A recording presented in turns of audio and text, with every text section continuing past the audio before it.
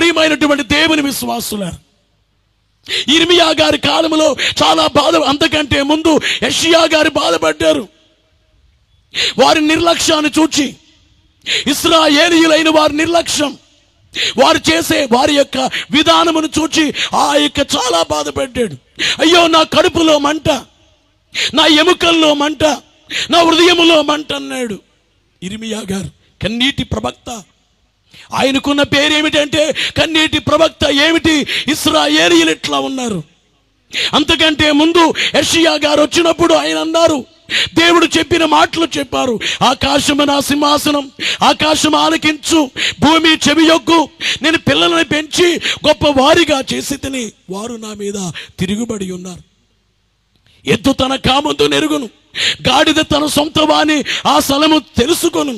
నా ప్రజలు యోచింపరు. దేవుడు అన్నారు, నా ప్రజలు యోచింపరు.